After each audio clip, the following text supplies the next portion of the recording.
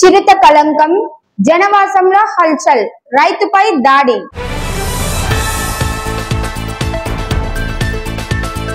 కర్నూలులో రేషన్ బియ్యం స్కామ్ బహిరంగం, గోడాంలో బస్తాల ఊచకోత.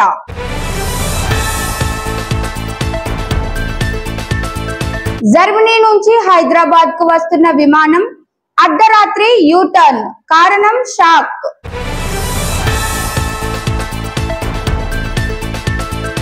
యుద్ధం అంచున ప్రపంచం, భారత్ మాటకు ఇరాన్ నుంచి గ్రీన్ సిగ్నల్.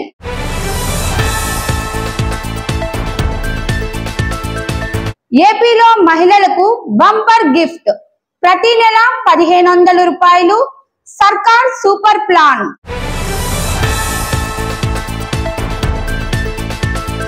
గ్రంథాలయ ప్రేమికులకు గుడ్ న్యూస్, విజయనగరంలో అతిపెద్ద గ్రంథాలయం ఇదే.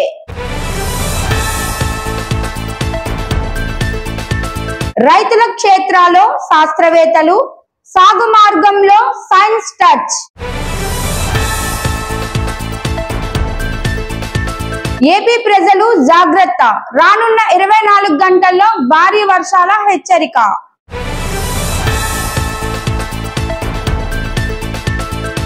కర్నూలు జిల్లా కోసిగి మండలంలో చిరుతపులి జనవాసంలోకి వచ్చి హల్చల్ చేసింది.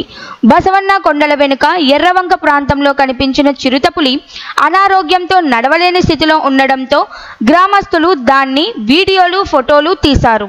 సమాచారం అందుకున్న ఎస్ఐ హనుమంత్ రెడ్డి జనం దాని దగ్గరికి వెళ్లకుండా అడ్డుకున్నారు. అయితే 2 గంటలు గడిచినా అటవీ శాఖ అధికారులు ఆన్ సైట్ కు రాకపోవడంతో రైతులు ఆగ్రహం వ్యక్తం చేస్తున్నారు.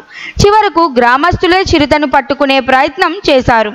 ఈ క్రమంలో చిరుతపులి యువ రైతు వీరేష్ పై పంజా విసరడంతో అతను తీవ్రంగా గాయపడ్డాడు.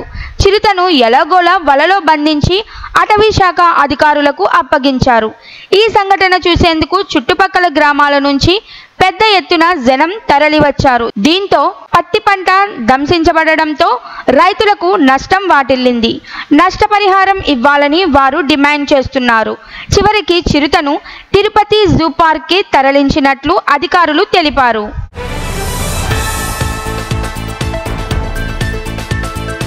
కర్నూలు జిల్లా ఆదోనిలో రేషన్ బియ్యం అక్రమ నిల్వ వ్యవహారం కలంకం రేపుతోంది.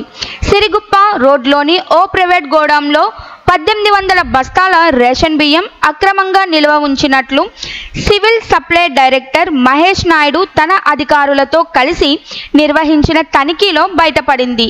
దీంతో ఆయన బస్తాలను సీజ్ చేయాలని ఆదేశించి వెళ్లిపోయారు. కానీ మరుసటి రోజు ఉదయం అధికారులు కేవలం 109 బస్తాలు మాత్రమే సీజ్ చేశామంటూ చెప్పడం స్థానికులను, ప్రజానికాన్ని ఆశ్చర్యంలో ముంచింది. మిగిలిన బస్తాలు ఎక్కడికి వెళ్ళాయి అనే ప్రశ్నలు తలెత్తుతున్నాయి. ప్రభుత్వ గోడాంలో కాపలా ఉండాల్సిన ఉద్యోగులే మాఫియాకు సహకరించారన్న ఆరోపణలు వస్తున్నాయి. తనిఖీ సమయంలో వీడియోలో స్పష్టంగా 1800 బస్తాలు కనిపించడమే దీనికి బలమైన ఆధారంగా మారుతోంది. ఈ వ్యవహారంపై సివిల్ సప్లై మంత్రి నాదెండ్ల మనోహర్ శాఖ ఎండీకి ఫిర్యాదు చేయడంతో బరి తెగించిన అధికారులపై త్వరలోనే చర్యలు తీసుకునే అవకాశాలు కనిపిస్తోంది. ప్రస్తుతం దీనిపై ఉన్నత స్థాయి విచారణ కొనసాగుతోంది.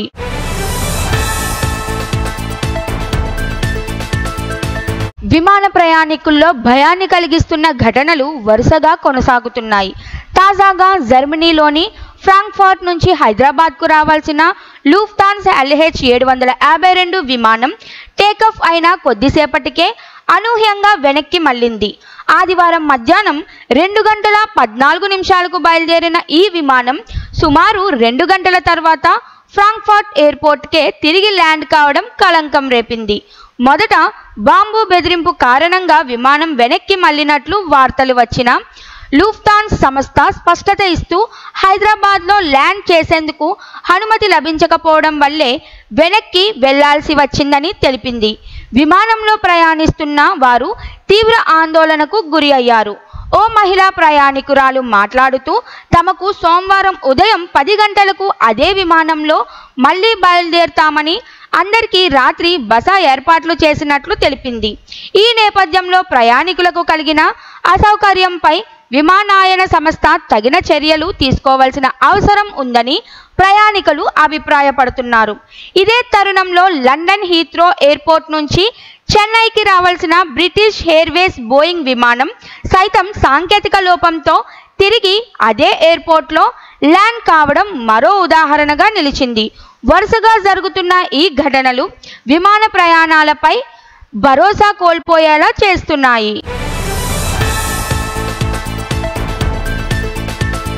పశ్చిమాసియాలో ఉద్రిక్తతలు రోజురోజుకి ముదురుతున్నాయి. ఇజ్రాయెల్ ఇరాన్ మధ్య యుద్ధం భయానక స్థితికి చేరుకుంది. ఇజ్రాయెల్ చేపట్టిన క్షిపణి దాడులకు ప్రతిగా ఇరాన్ ప్రతీకార దాడులకు దిగడంతో పరిస్థితి మరింత సంక్లిష్టంగా మారింది. ఇరు దేశాల మధ్య విస్తరించిన ఈ ఘర్షణ భారత్కు కూడా సవాలును తీసుకొచ్చింది. ఇరాన్లో చదువుతున్న 1500కు పైగా భారతీయ విద్యార్థుల భద్రతపై కేంద్రం దృష్టి సారించింది.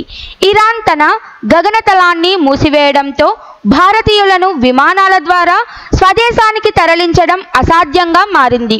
దీంతో భారత్ భూ సరిహద్దుల ద్వారా విద్యార్థులను సురక్షితంగా బయటకు తరలించేందుకు చర్యలు ప్రారంభించింది.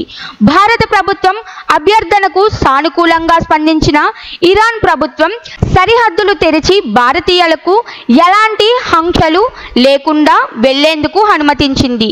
ఇరాన్ విదేశాంగ మంత్రి అబ్బాస్ అరాంగిచి ప్రకారం భద్రతా దృష్ట్యా ప్రయాణికుల పేర్లు, పాస్పోర్ట్ నెంబర్లు, వాహన వివరాలు, ప్రయాణ సమయం వంటి వివరాలను ముందుగానే ఇవ్వాలని భారత్ను కోరారు.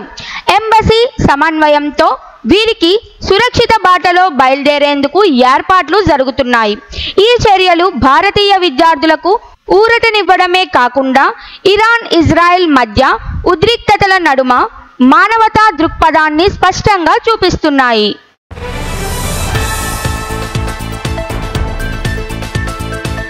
ఆంధ్రప్రదేశ్లో మహిళా సంక్షేమం కోసం కూటమి సర్కార్ మరో గుడ్ న్యూస్ చెప్పింది. త్వరలో ఆడబిడ్డ నిధి పథకాన్ని ప్రారంభించేందుకు ప్రభుత్వం సిద్ధమవుతోంది. ఈ పథకం కింద 18 ఏళ్లు నిండిన అర్హత కలిగిన మహిళలకు నెలకు 1500 చొప్పున ఏడాదికి 18,000 నేరుగా వారి ఖాతాలో జమ చేయనున్నారు. ఇప్పటికే తల్లికి వందనం, అన్నదాత సుఖీభవ వంటి పథకాలను అమలు చేస్తున్న ప్రభుత్వం ఇప్పుడు ఆడబిడ్డల కోసం ప్రత్యేక నిధిని అందించనుంది. ఆన్లైన్లో దరఖాస్తులు స్వీకరించేందుకు ప్రత్యేక వెబ్సైట్ను కూడా సిద్ధం చేస్తున్నట్లు సమాచారం.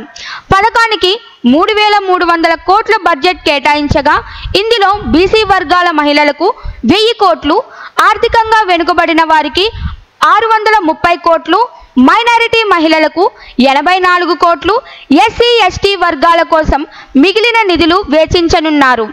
అంతేకాక ఆగస్టు 15 నుంచి ఆర్టీసీ బస్సుల్లో ఉచిత ప్రయాణ సౌకర్యాన్ని ప్రారంభించనున్న ప్రభుత్వం ఈ పథకం ద్వారా రాష్ట్రంలోని లక్షలాది మహిళలకు ఆర్థిక భద్రత కల్పించేందుకు ముందడుగు వేస్తోంది.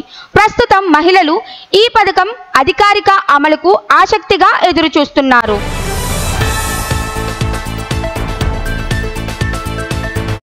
విజయనగరం జిల్లా కేంద్రంలోని కోట సమీపంలో ఉన్న ఈ గ్రంథాలయం జిల్లాలో అతిపెద్దది.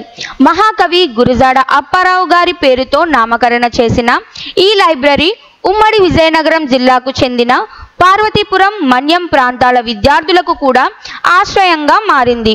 రోజు సుమారు 400 మంది విద్యార్థులు ఈ గ్రంథాలయాన్ని వినియోగించుకుంటారు.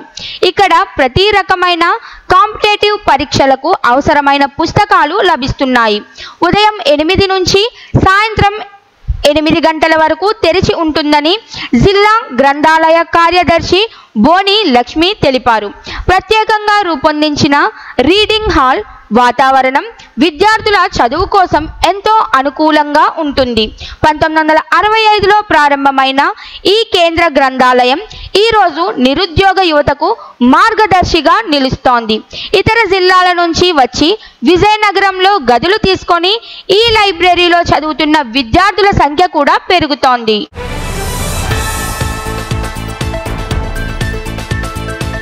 రైతుల ముంగిట్లో శాస్త్రవేత్తలు శాస్త్రీయ సలహాలతో సాగుకు సరికొత్త దిక్సూచి. తెలంగాణ ప్రభుత్వం ప్రారంభించిన రైతుల ముంగిట్లో శాస్త్రవేత్తలు అనే వినూత్న కార్యక్రమం ద్వారా శాస్త్రవేత్తలు నేరుగా గ్రామంలోకి వెళ్లి రైతులకు పంటలపై శాస్త్రీయ సలహాలు అందిస్తున్నారు.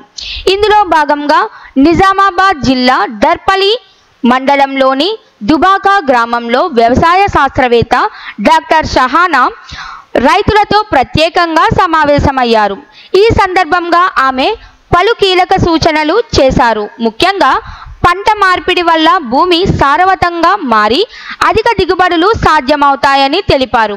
రైతులకు తరచుగా వాడే యూరియా వంటి రసాయన ఎరువులు భూమిని హానికరంగా మార్చుతున్నాయని, వాటి వాడకాన్ని తగ్గించి సేంద్రియ ఎరువులు వాడాలన్నారు. పంటల వ్యర్థాలను కాల్చకుండా వాటిని నేలలో కలిపితే అవి ఎరువుగా మారి పంటలకు అవసరమైన సూక్ష్మజీవుల వృద్ధికి దోహదపడతాయని వివరించారు. ప్రతి రైతు పాడి పరిశ్రమను అభివృద్ధి చేసుకుంటే దానివల్ల వచ్చే వ్యర్థాలతో సేంద్రియ ఎరువులు తయారు చేయడం సాధ్యమవుతుందన్నారు.